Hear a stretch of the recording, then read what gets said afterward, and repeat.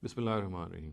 Regarding the concept of Nabuwwat or prophethood, the misconception we will discuss today relates to certain fantastic events which are alleged to have taken place at the birth of the Prophet Muhammad sallallahu alaihi wasallam. It is said that at the birth of the Prophet Muhammad sallallahu alaihi wasallam, the castle of the king of Persia, a severe earthquake inflicted that castle, and 14 of its turrets actually fell down.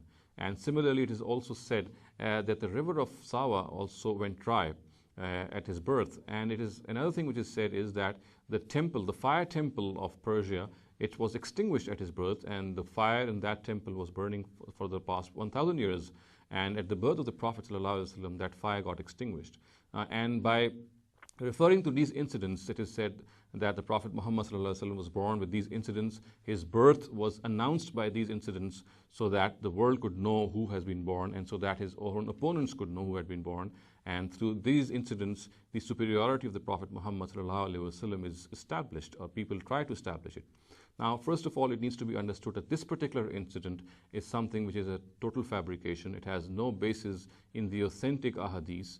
And whoever has reported this incident has been very subjected to severe scrutiny by our muhaddisun, and they have shown that the narrators of this incident are unreliable. And so therefore anything that they say cannot be relied upon. And in the wake of this criticism by our muhaddisun, or our scholars of hadith, these incidents or these events which are alleged to have taken place at the birth of the Prophet Muhammad sallallahu alaihi wasallam, they cannot be relied upon simply because their authenticity stands totally doubtful.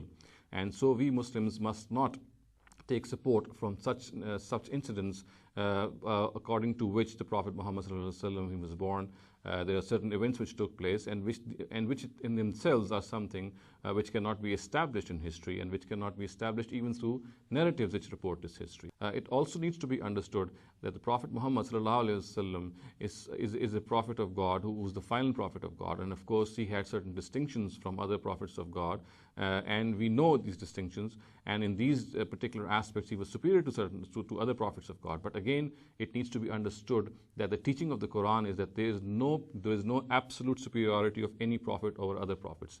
There are affairs in which a particular prophet is superior to the other prophet, but there is no absolute superiority of a single prophet on the rest of the prophets. This is a attitude which we Muslims have become very familiar to, and which the nations of other prophets too have adopted. But in reality, the Quran says that this is an entirely wrong concept. It is a wrong attitude which the nations of prophets adopt. They should know that each prophet has his own distinction, but there is no absolute distinction, or there is no absolute superiority of one prophet over the other.